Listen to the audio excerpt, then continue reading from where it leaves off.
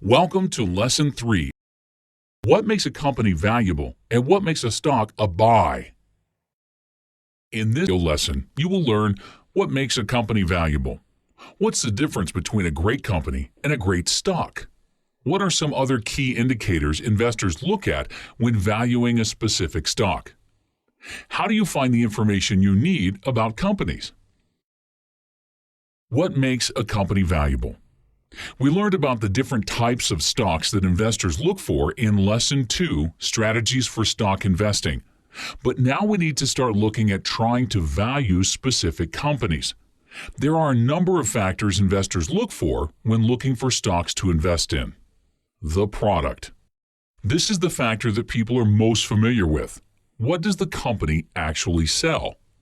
This could be a simple range of products like computers and computer accessories for Dell Inc., or a huge range of different products, such as for General Electric, which sells everything from aircraft jet engines to financial products. The product could be a service rather than a good, such as the banking services provided by Bank of America.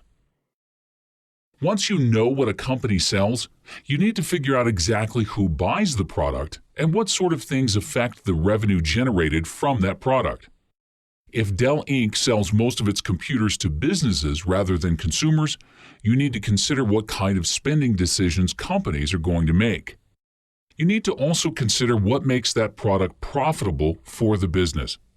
One thing investors often look for is the scalability of a product. For example, Microsoft develops one version of the Windows operating system once every several years, and then sells millions of copies of the same product for the minimal cost of packaging and pressing a CD.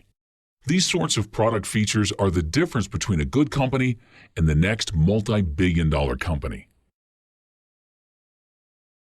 Competitive advantage. While great products generate good profits, there will always inevitably be competitors who pop up and create similar or better products. The true difference between an average company and a hugely successful company is having a competitive advantage, which refers to anything that prevents competitors from simply copying your product and undercutting your prices.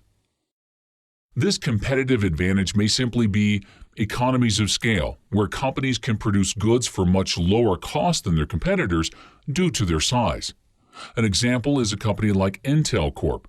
It takes a production level of thousands of computer chips a day before this business can be cost-effective. Any small competitor cannot match Intel on price, and so any new competitor would have to invest billions of dollars to scale very quickly and must gain market traction very quickly to be profitable, which leaves Intel as the industry leader. Another competitive advantage is the power of branding. Nike Inc. can consistently charge much higher prices than its competitors because people recognize the Nike brand name and are therefore willing to pay price premiums that they would otherwise not be willing to pay. This leaves Nike as one of the most profitable apparel companies in the industry. Company assets. While competitive products are what determine the long-run success of companies, there are other valuable assets that companies may own or control that investors also look for. These include tangible assets such as cash, land, buildings, and equipment, as well as intangible assets such as brand names and technology patents. Value investors in particular look for these kind of assets.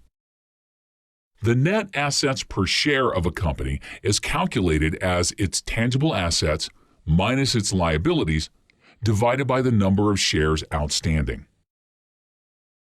For example, one of the greatest investors of all time, Warren Buffett, began his career as an investor by buying companies which had greater net assets per share or book value per share than their stock price.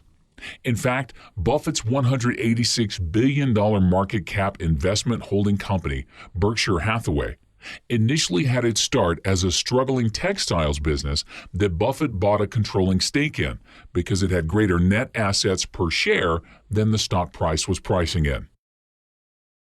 What's the difference between a great company and a great stock? Remember from Lesson 1, What is Stock Investing?, that earnings are ultimately what adds value to companies. Investors look closely at the past profitability of a company. Specifically, investors look most closely at earnings per share, or EPS. This number represents the profits of the company divided by the number of shares outstanding. This number is extremely important because, at the end of the day, earnings are what make companies valuable. Investors focus on EPS rather than just earnings because if at any point a company decides to issue more stocks, each shareholder owns a slightly smaller portion of the company in what is known as stock dilution. If the number of outstanding shares grows faster than the overall earnings, then EPS falls, and an investor's share of the company's earnings is shrinking. Because of this, a steadily rising EPS is what investors look for in companies. We spoke briefly in Lesson 2, Strategies for Stock Investing, about the price-to-earnings ratio, or PE, of a company. The PE ratio is the current stock price divided by the earnings per share and represents the multiple of earnings you are paying for the stock. For example, if you have a stock trading at a price of $20 with an earnings per share of $1, then the PE for the stock is 20. Once we have the EPS number for a company, it is easy to calculate the PE ratio. The price-to-earnings ratio of a company is equal to the company's current stock price divided by its earnings per share. This number is extremely important. We spoke earlier about great products, competitive advantages, and company assets as things to look for in a company. However, there is a big difference between a great company and a great stock. Warren Buffett famously said, "It's far better to buy a wonderful company at a fair price than a fair company at a wonderful price."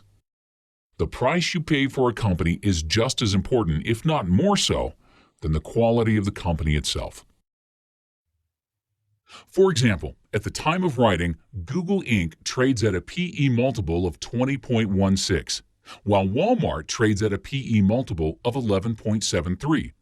Few people would argue that a mature brick-and-mortar company like Walmart could possibly grow at the same rate as a relatively young and growing technology company like Google. However, an investor buying Google stock pays almost twice as much per dollar of profits for Google than an investor buying stock in Walmart. Therefore, the market has priced in growth for Google. We will discuss PE ratios and the exact valuations of stocks in Lesson 4, using discounted cash flow analysis to value companies and stocks. But for now, it is important to realize that the price paid for a company is just as important as the quality of the company itself. Understanding this idea is a huge part of moving from being a novice investor to being a sophisticated, informed investor. As a good rule of thumb, a PE above 11 for a company indicates the market expects the company to grow its earnings over time, while a PE at 11 indicates a company will have zero growth in profits, and a PE below 11 indicates the market expects lower profits than the company's most recent profit numbers. What are some other key indicators investors look at to value a company? Another key financial indicator investors focus on is the debt held by a company. Obviously, if a company has a large growing debt and no way to address it, they will sooner or later be paying a large portion of their profits out as interest on the loans and face a growing possibility of bankruptcy. To get a quick idea of the debt level of a company, investors often look at the debt-to-equity ratio.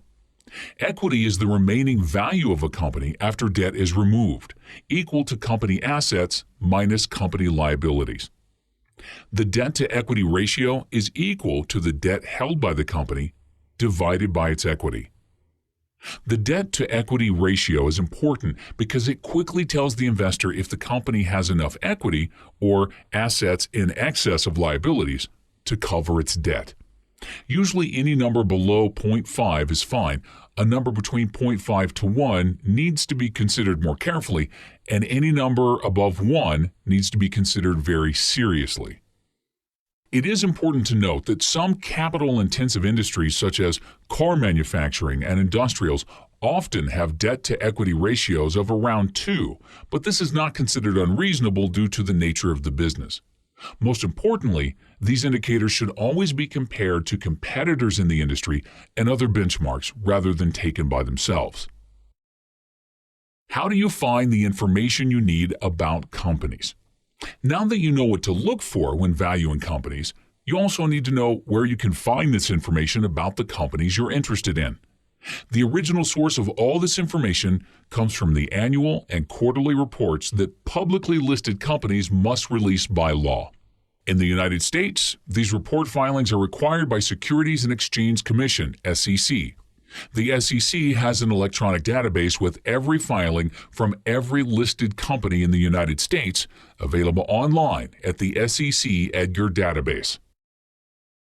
The most important documents in this database are the annual financial reports of companies, also known as the 10K annual reports.